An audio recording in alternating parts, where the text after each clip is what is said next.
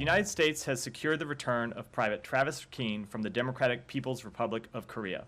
The U.S. soldier who illegally crossed the border into North Korea is in U.S. custody. Private Travis King made a sudden dash into the North in July. U.S. officials told reporters he appeared to be in good health and spirits and was very happy to be on his way home. The Swedish government retrieved King in North Korea and brought him over the border into China, where he was taken into U.S. custody. State Department spokesperson Matthew Miller. I would not want to speculate on any motivations on the North Korean side, and I don't know that I would take from this that it heralds some breakthrough in diplomatic relations. Obviously, we're pleased to have secured his return. We're very thankful for the government of Sweden for their work as the protecting power that they did to help facilitate his transfer back to the United States. At the time of his border crossing, King had been transported by the U.S. military to the airport to return to his home unit in the United States. Instead, he left the airport and joined a tour of the joint security area on the heavily fortified border between North and South Korea, where he ran across despite attempts by South Korean and U.S. guards to stop him. His shocking case triggered heated discussions within the U.S. government, but Washington declined to declare him a prisoner of war. Instead, North Korea appears to have treated his case like one of illegal immigration. Pyongyang has said he was seeking refuge due to racial discrimination within the U.S. Army. A spokesperson for King's mother expressed her gratitude to the Army for securing her son's release. A U.S. official declined to answer directly whether King would face a court-martial.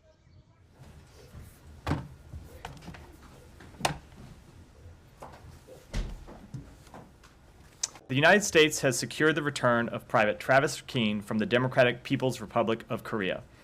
Earlier today, he was transported to the border between North Korea and China, where he was met by our ambassador to the People's Republic of China, Nicholas Burns. He then boarded a State Department OPMED plane and flew from Dandong, China to Shenyang, China, and then on from Shenyang to Osan Air Force Base in South Korea, where he was transferred to the Department of Defense. We appreciate the professionalism of our diplomats who worked with their counterparts at the Department of Defense and coordinated with the governments of Sweden and the People's Republic of China. And we thank Sweden and the People's Republic of China for their assistance in facilitating that transfer. He is now on his way to the United States, and we expect him to arrive in the coming hours. What were the motivations, as far as you can detect, for North Korea releasing him? So I would not want to speculate on any motivations on the North Korean side, and I don't know that I would take from this that it heralds some breakthrough in diplomatic relations. Obviously, we're pleased to have secured his return. We're very thankful for the government of Sweden for their work as the protecting power that they did to help facilitate his transfer back to the United States. I will restate, as I've said from this podium before, and as we have said, we are open to diplomacy with North Korea. We would welcome diplomacy with North Korea. They have always rejected that. We tried to reach out to them when Travis King first crossed the border into North Korea. We tried to reach out on a number of occasions. They rejected our direct approaches and ended up talking to Sweden, and Sweden talked to us and helped negotiate this transfer. But I would not see this as the sign of some breakthrough. I think it's a one-off with them being willing to return this private.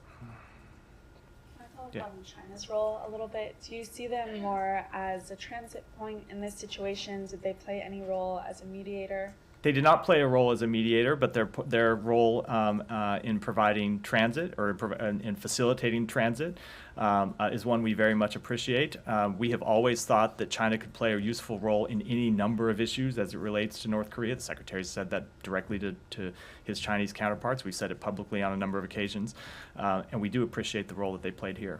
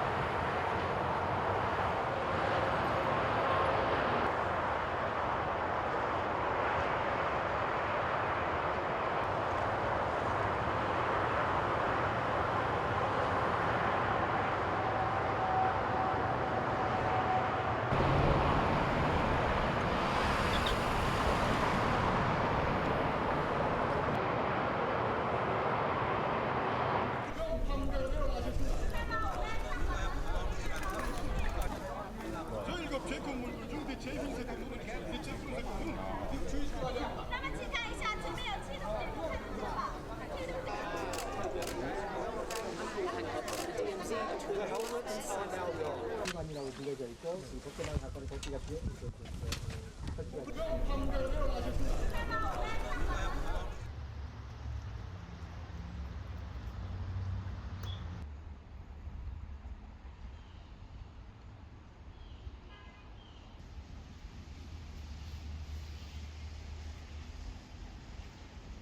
Yeah, I've been here for about 6 years. Okay. So I've seen him grow a little bit Okay. from a teenager to a man.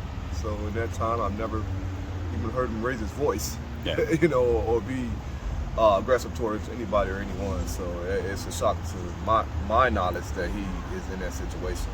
You know, I'm still in awe that it happened to him. You know, so. Hopefully he makes it home safe, and you know, the guy's a good guy, and I hate to see anything more happen to him than he's already been through enough, I'm sure. So yeah, I just want to see him come back, you know, and be safe, so his family can rest.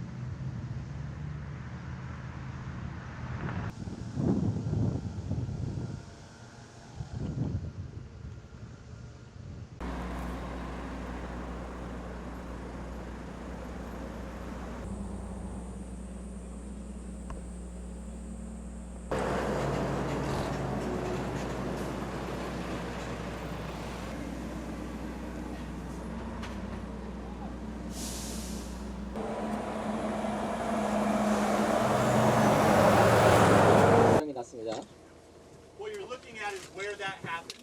And the reason that it was called, if you were a POW in the north and wanted to return south, you could come south across the bridge. But once you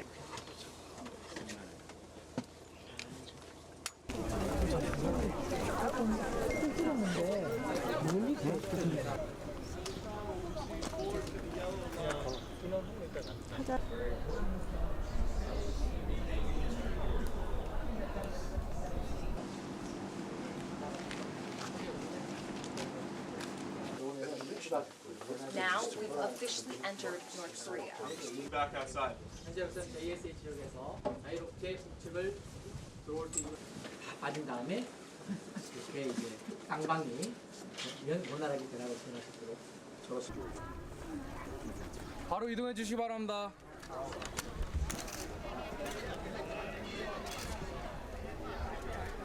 조수 앞에 보이는 흰색 말뚝은 회전장 중간에 있는 콘크리트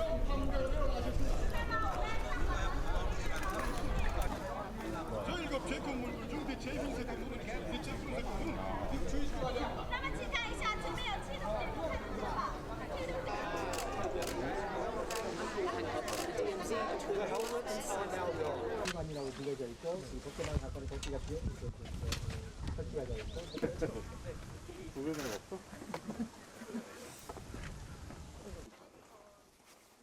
北朝鮮の一部の地域では餓死者が出るなど深刻な食料不足になっているとみられます。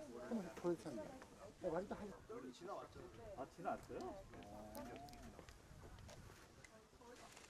산이 바로 개성 고지군입니다. Over there.